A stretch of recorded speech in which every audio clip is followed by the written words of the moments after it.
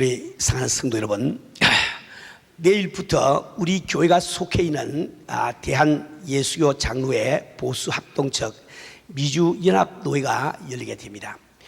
금년도에는 특별히 해외 나가 있던 우리 선교사님들이 함께 들어오고 있어 이 참석을 하기 때문에 대단히 뜻깊은 노회이기도 합니다. 우리 성도 여러분, 이번 기회에 우리는 우리를 위해서 수고하시는 선교사님들에게 정말 진실된 마음으로 감사를 표하게 되기를 바랍니다. 왜냐하면 딱 끝까지 이르내 지켜지라, 이 말씀은 특정한 몇몇 선교사님들께 주신 명령이 아니고 우리 모든 믿는 성도, 즉 나에게 주신 명령인 거예요. 근데 우리는 정말 참 아이들을 데리고 모든 참 이 짐을 다 챙겨서 이 참 익숙한 생활 환경과 혹은 낯익은 주변 사람들을 떠나서 선교지로 갈 생각이 없습니다. 그러나 우리 선교사님들이 우리를 대신해서 이렇게 가주시기 때문에 우리는 단지 그들 위해서 기도하고 물질을 드림으로 말미암아 딱 끝까지 이르내 증인되라는 주님의 명령에 순종할 수 있기 때문에 얼마나 감사한지 모르죠. 우리 성도 여러분, 우리는 하나의 이민교회에 불과하지만은 지금 현재 100여 명이 넘는 풀타임 우리 선교사님들을 파송을 하고 우리가 지원을 하고 있습니다. 우리 성도 여러분, 선교사님들이 선교지로 간다는 것은 그렇게 쉬운 일만은 아닙니다. 어떤 선교사님들은 이런 이야기를 들려주었어요. 그들은 정말 주의 은혜를 받고 우리가 참 교회를 대신해서 선교지에 나가야지 결단을 내리고 기도하고 떠나가는데, 참 자식들에게 두고 떠나가는데, 참 공항에서 성도들이 마주 나왔을 때 선교사로서 꼭 참고 인사를 잘 했는데, 그만 이렇게 짐 검사하고 안으로 쑥 들어가지 않습니까? 우리 교인들이 안 보이게 되니까 그만 그 자리에서 부인이 땅바닥에 주저앉아서 다리를 쭉 뻗고는 그냥 엉엉 통곡을 한다 말이에요. 그래서 우리 남편 선교사님이 너무 당황해가지고 달래가지고 비행기를 겨우 이렇게 데려갔다는 그런 이야기를 들은 적이 있습니다. 어떤 선교사님들은 참 학교가 없는 오지로 가면서 국민학교도 아직 안 들어간 두 아이를 데리고 고등학교 졸업할 때까지 그 교과서를 챙겨서 육사에 매어서 가는 그런 모습도 봤습니다. 어떤 우리 여자 선교사님은 참 소련 그 추운 이 지역에서 영하 40도가 넘는데 주일날 참 교회로 가서 우리 성도들을 먹일 참 이게 음식을 장만해서 양손에 들고 가는데 자동차가 없어 그 영하 40도의 맞바람을 받아가면서 가는데 한 30분을 가니까 그만 다 두 손 놓고 주저앉아서 울고 싶은 이런 마음까지 들었다고 고백을 한 적이 있습니다. 우리 선교사님들이 선교지에 나가서 얼마나 많이 수고한지 몰라요.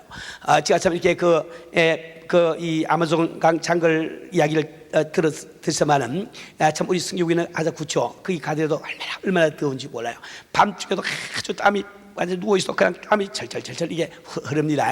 새벽이 되도 해서 기온이 내려가지 않아요. 그런 가운데서 참 그들이 조그마한 참 이 선풍기를 에어컨을 하나 달아놓고 큰 넓은 이게 그 집안에 말이지요. 그것도 밤중에 우리 성도님들이 어떤 돈을 내서 참 이렇게 보내주는 성교인데 우리가 밤중에 에어컨을 틀 수가 있느냐. 그래서 에어컨을 끄고 자는 제가 모습을 본 적이 있습니다. 얼마나 참 귀한 일인지 이루 말할 수가 없지요. 저는 지금도 참 눈에 선한 것이 제가 제일 처음 참 아마존강 올라갈 때 우리 참 선교사님들 모시고 이렇게 올라가는데 그들도 참 추운 길이죠. 우리는 정말 먹을 것이 없어 악어를 잡아서 참 삶아서 먹어가면서 올라가고 있습니다. 그런데 이제 비를 만났습니다. 장글 속에서 떨어지는 비는 어떻게 빗방울도 굵은지 아주 구슬처럼 이게 굵다 말이요. 근데 우리가 참 이 보트를 타고 올라가면은 시속 50km 이상 속도로 올라가니까 그 비를 가려울 것도 없지요. 그냥 모터 보트니까 그 비를 갖다가 그냥 이렇게 맞으면서 참 우리 여자 선교사님이 우비를 가지고 다 몸을 가리고 그 가운데서 뒤에서 순종하리 이 찬송을 부르는데 충성하리 그 찬송을 부르는데 지금도 그 아주 내 귀에 참 이렇게 선하고 눈에 선합니다. 우리 성도 여러분, 정말 우리 참 선교사님들이 우리를 대신해서 몸된 교회를 참 대신해서 이렇게 가서 선교하고 있는 것은 얼마나 감사한지 안지 모릅니다. 우리는 이번 기회에 우리 선교사님들과 우리들의 관계를 잘 알아야만 됩니다. 저는 교회 초창기에 우리 교인들에게 많은 그런 교육을 시켰어요. 그때 교육을 시킬 때 이런 교육을 시켰습니다. 우리가 어떤 단어를 쓸 때는 그 단어에는 롤리아에서 외연이라는 말이 있고 네포라는 말이 있습니다. 우리 영어로 하면은 denotation 혹은 connotation 이렇게 이야기하는 거예요. 그게 무슨 뜻이냐니까 어떤 단어 하나를 쓸 때 그 단어가 원래 가지고 있는 뜻을 denotation, 외연이라고 부릅니다. 근데 우리 사람들은 그 단어를 쓰면서 여러 가지 뜻을 그 속에 내포를 해서 함께 쓰고 있단 말이에요. 그 내포된 그 뜻을 우리가 connotation, 영어로 이렇게 부르고 또 롤리아스 우리 한국말로 내포라고 부르는 거예요. 근데 우리가 돕다라는 단어를 쓸 때 우리 한국 사람들은 거기 지금 내포한 뜻이 있습니다. 그것은 돕는 자는 도움을 받는 자보다 더 높다. 이런 거 항상 그런 거 우리가 그 마음을 가지고 그 단어를 쓴다 말이에요. 그렇게 우리 단어를 쓸 때는 우리는 결코 어느 선교사님을 우리가 돕고 있습니다 이런 말을 쓰지 말고 어느 선교사님이 우리를 돕고 있다고 말을 쓰자. 이것을 제가 참 우리 교회에서 많이 이렇게 교육을 시킨 적이 있습니다. 우리 사는 우리 성도 여러분, 정말 우리 선교사님들이 참 우리를 대신해서 그분이 참 선교지에 나가서 일하고 있는 이 모습을 생각하시고 우리는 참 다음 주에 우리 선교사님 만나면은 여러분 정말 감사한 마음으로 그분들을 맞이하시고 친교를 나누시길 바랍니다. 우리 사는 우리 성도 여러분, 오늘 저희들이 참 이처럼 선교를 하고 있는 것은 우리 교회가 오늘까지 정말 선교하기 위해서 몸부림을 치러왔습니다. 오늘 우리가 이 선교에 대한 일을 잠시 다시 한번 생각을 해 보시길 바랍니다.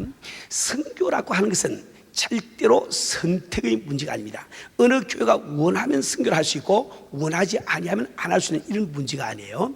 우리 성도님들이 원하면 선교에 동참할 수 있고 원하지 않으면 안 할 수 있는 이런 문제가 아닙니다. 이 선교라고 하는 것은 우리에게 절대적인 하나의 명령이란 말이에요. 우리의 절대적인 하나의 의미에 속합니다. 적어도 내가 성도라고 한다면, 적어도 내가 교회라고 한다면 이 선교를 한다는 것은 우리에게 다른 초이스가 없는 거예요. 선택의 여지가 없는 겁니다.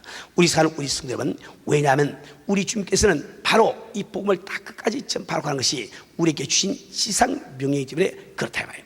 우리 사는 우리 성도 여러분, 오늘 우리는 여러 가지 많은 설교를 들어봤지만은 왜 선교는 그렇게도 우리에게 중요한지 간단히 정리해서 세 가지로 다시 한번 말씀을 드리려고 합니다. 제일 첫 번째로 선교라고 하는 것은 바로 주님의 심정이기 때문에 중요하게 봐요. 또 선교라고 하는 것은 이 교회의 존재의 목적이기 때문에 중요합니다.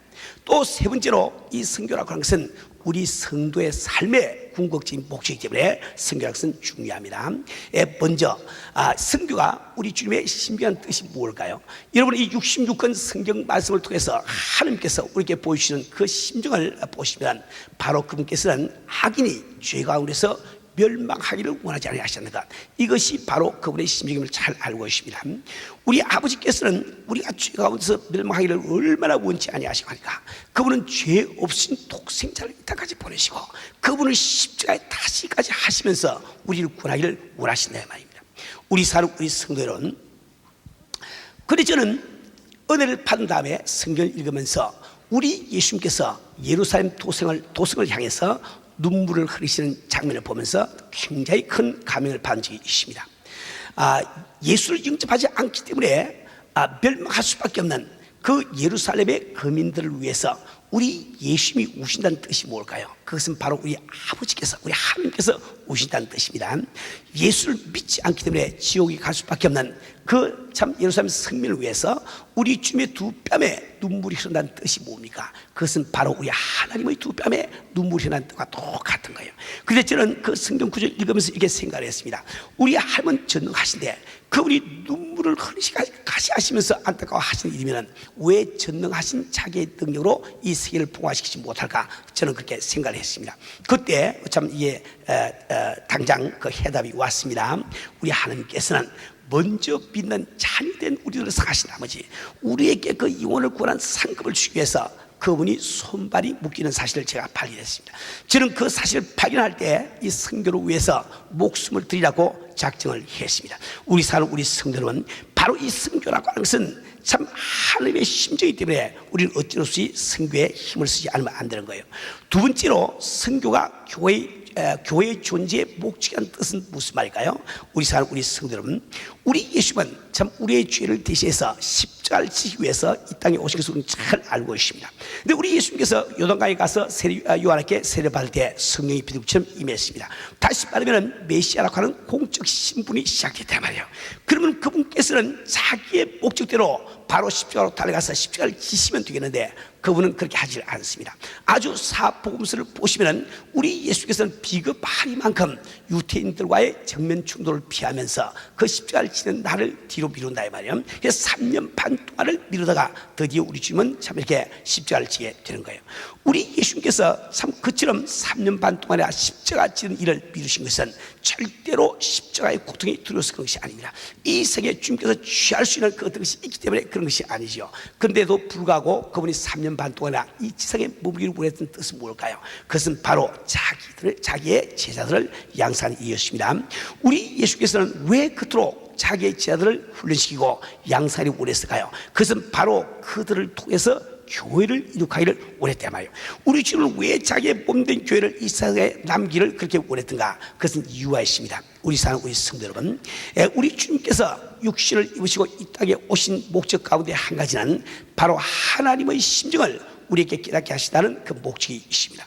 우리 하나님께서는 참 죄로 말미암아 멸망할 수밖에 없는 우리를 대신해서 독생자 예수 그리스도를 보내시고 그분을 십자가에 매다심으로 말미암아 우리에게 향할 하나님의 진노를 다 그렇게 쏟아 부으심으로 우리가 예수 믿기만 믿으면 우리는 참 지옥에 가지 않고 영생을 얻을 수 있는 길을 주기를 원하신다 말이에요. 그러니까 우리 주님께서 사랑으로 그 모든 일을 행하신다 할지라도 우리 인간이 그것을 알지 못하면 아무 소용이 없는 거예요. 그러니까 우리 인간은 자기의 능력으로 하나님의 심정을 이해할 길이 없습니다. 그래서 우리 주님께서는 이 땅에 육신으로 오셔서 우리가 알아들을 수 있는 말로 하나님이 이 세상을 이처럼 사사 독생자를 주시니 누구든지 믿는 자마다 멸망치 않고 영생을 얻게 하기 위하라고 말씀하고 계시는 거예요. 다시 말하면 우리 주님이 참 성취하신 목적은 하나님의 심정을 스스로 깨달을 수 있는 우리 인간이 그 예수를 보므로 말미암아 하나님의 심정을 깨닫게 하는데 그 목적이 있다 말입니다. 그래서 고린도서 1장 15절 말씀 보면 성경은 예수님을 가르쳐서 그는 보이지 아니하시는 하나님의 형상이라고 부르고 있는 이유가 바로 거기있습니다. 우리 사는 우리 성도들은 근데 우리 예수님께서는 이 땅에 오셔서 우리 죄를 위해서 십자가를 지시기 전에 그분은 죽으신 다음에 부활하고 성취할 것을 잘 알고 계십니다. 그러니까 그분께서는 내가 참 부활 성취하고 난 다음에 그 후대에 오는 사람들은 또 무엇을 보고 하나님의 심정을 알게 할 것인고 이것을 지금 하나님께서 주님께서 해결하기 원하시나 봐요. 그래서 그분께서는 몸된 교회를 이 지상에 남기시기를 원했습니다. 우리 교회가 이 지상에 존재하는 목적은 바로 세상 사람들이 이 교회를 봄으로 말미암아 예수의 모습을 발견하고 우리 예수의 모습을 봄으로 말미암아 하나님의 심정을 깨닫게 한 것, 이것이 교회가 존재하는 목적이에요 말이에요. 우리 사는 우리 성도 여러분, 이 선교라고 하는 것은 바로 교회가 존재하는 궁극적인 목적입니다. 이 교회가 선교를 하지 않는다고 하면 그 교회는 지상에 있을 필요가 없다 말이에요. 그래서 이 선교라고 하는 것은 우리에게 선택이 아니요 우리에게 의무라는 것을 우리는 잘 아셔야 됩니다. 이제 세 번째로 선교는 바로 우리 성도들의 생활의 궁극적인 목적이 됩니다. 우리는 은혜를 받고 하나님의 자녀가 된 후에도 여러 가지 활동을 하게 됩니다. 우리는 경건 생활도 하며 연구 생활도 합니다. 예수님을 닮아가기도 가기 위해서 노력도 합니다. 또 우리는 건강하기도 바라고 세상에서 사업에 축복하기도 바란다 말이에요. 왜 그렇게 하고 있습니까? 그 모든 활동을 하는 궁극적인 목적이 무엇이냐? 그것은 바로 선교에 동참하기 위함을 꼭 믿으셔야 됩니다. 우리가 정말 다른 것을 다 많이 하고도 이 선교에 동참을 하지 않게 되면 내가 아무리 그리스도의 성품을 닮아가고 아무리 좋은 경건 생활하고 아무리 내가 성경 말씀을 많이 안다 할지라도 그것은 잎은 무성하되 열매를 맺지 못한 이 무화과와 똑같다 말. 주님은 그것을 대단히 싫어하실 것을 여러분 잘 아십니다. 우리 성도 여러분, 우리 주님은 분명히 우리들에게 명령하였습니다. 너희는 가서 모든 족속으로 죄를 삼아 성부와 성교와 성의 이름으로 세를 주고 내가 분부한 몫을 가르쳐 지키게 하라. 볼지어다 내가 세상 끝날까지 너희와 항상 함께 있어 하시라. 또 우리 주님은 이와 같이 분명히 말씀하고 계십니다. 오직 성령이 너희에게 임하시면 너희가 권능을 받고 예루살렘과 온 유다와 사마리아 땅끝까지 이르러 내 증인이 되리라. 다시 말해 우리 성도의 생활의 궁극적인 목적이 바로 성경을 말씀하고 있는 거예요.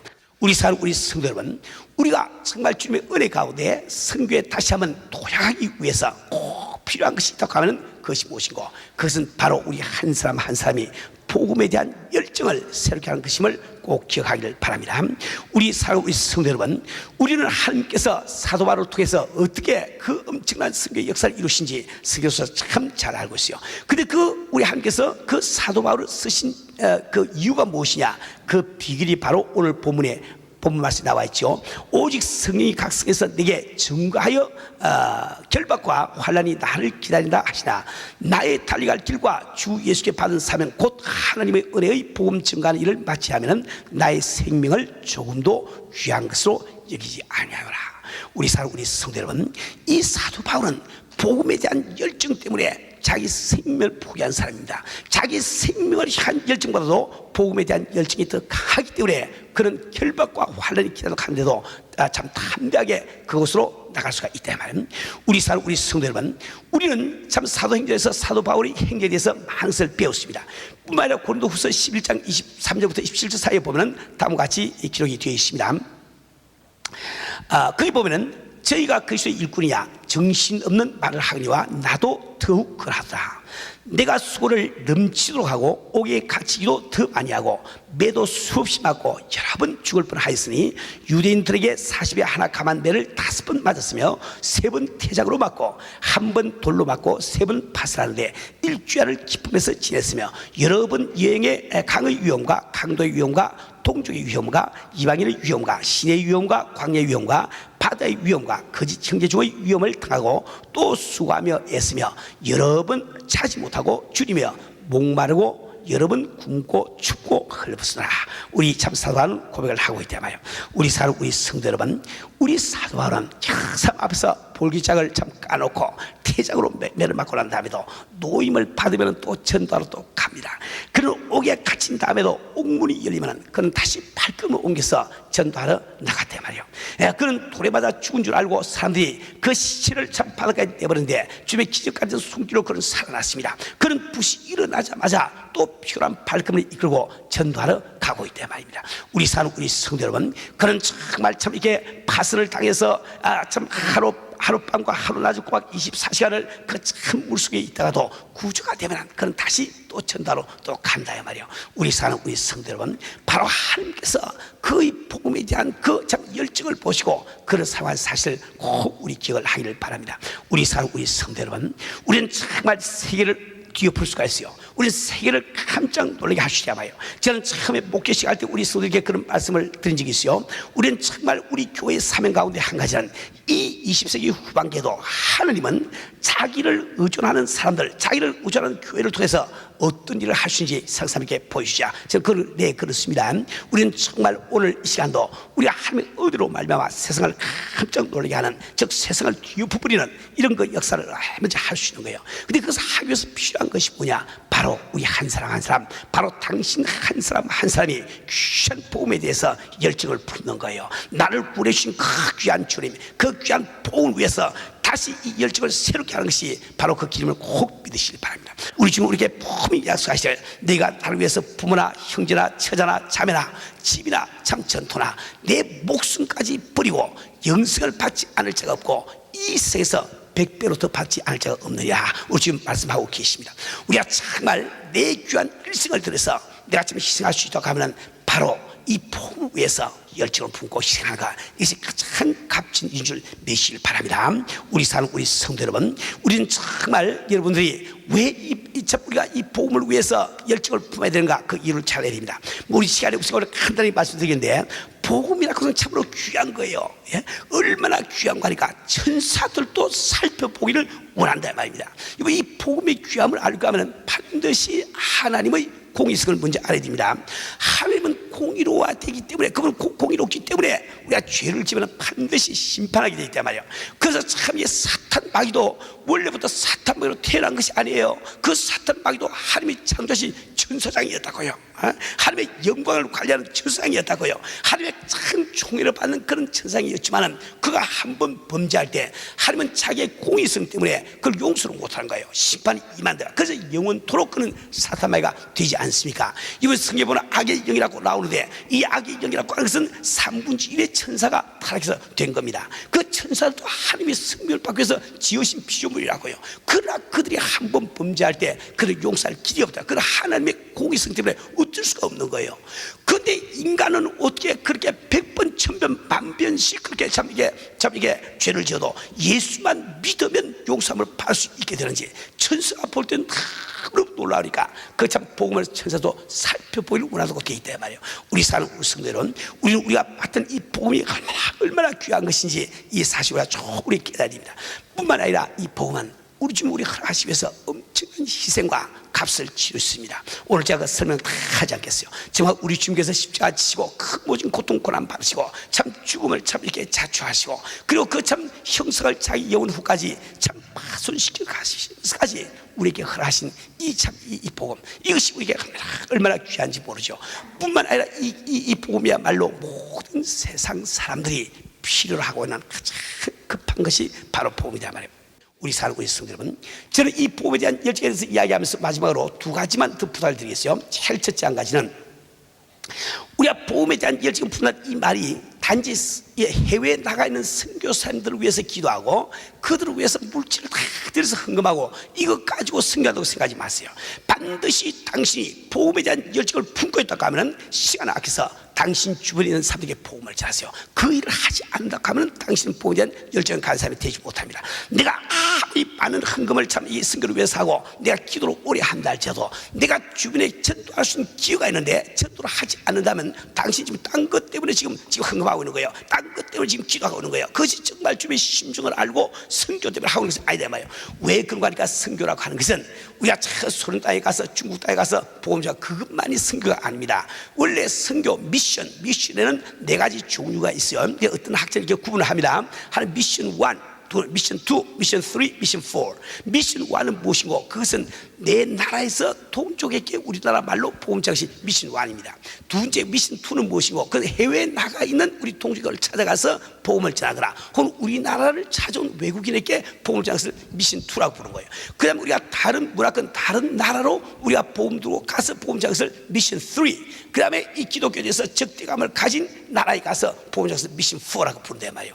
우리 사는 우리 성도 여러분, 저는 미국에서 살면서 미국에서 은혜를 받았죠. 그래서 여기서 목회를 합니다. 그래서 저한테는 이게 미션 1, 여러분, 이 미션 1입니다. 만약에 내가 한국에서 파송되어 왔다고 하면은 내 미션 2가 되겠는데 내 입장에서 미션 1밖에 안 되지요. 근데 우리 교회에서는 미국에서 우리 교포들에게 복음을 전할 뿐만 아니라 한국에도 복음을 전해야 되기 때문에 우리 노예에서 목사님들이 가서 은혜교회를 서울에 개척하고 있죠. 그것은 우리 입장에서 보면 미션 2가 되는 거예요. 그러니까 우리가 지금 현재 유럽이고 남미고 어디 가서 보면 미션 3죠. 그 다음에 우리가 참 이렇게 중국이나 혹은 월남이나 혹은 지금 회교권에 들어가서 선교하는 것은 미션 4에 속한다 말이에요. 그러니까 우리가 복음이라고 하는 것은 예루살렘과 온 유다 땅과 사마리아 땅까지 딱 그것만 문제가 아니고 예루살렘도 똑같이 문제란 말이에요.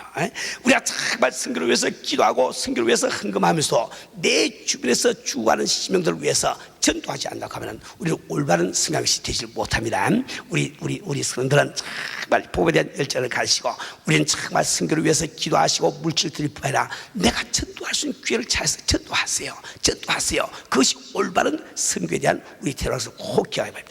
두 번째 우리 기억할 것은 우리는 이 선교를 위해서 가진 것을 다 내는 것으로 만족하면 안 됩니다. 가진 걸 다 내봤자 몇 푼 안 되니까. 그렇죠. 반드시 이 선교를 위해서 내가 반드시 사업에 축복을 받아야 되겠다. 내 이 사업을 크게 이룩해야 되겠다. 내가 어떻든지 모든 참 이 여건을 다 이기고 나도 세계적인 재벌 기업가 꼭 되어야 되겠다. 이렇게 작정하는 것이 그것이 선교에 대한 열정입니다. 복음에 대한 열정이라 말이에요. 우리는 이제 이것을 잘 아시가지고 우리는 정말 올바른 세계의 목적을 정하시고 이 복음에 대한 열정을 새롭게 하기를 주님을 축원합니다.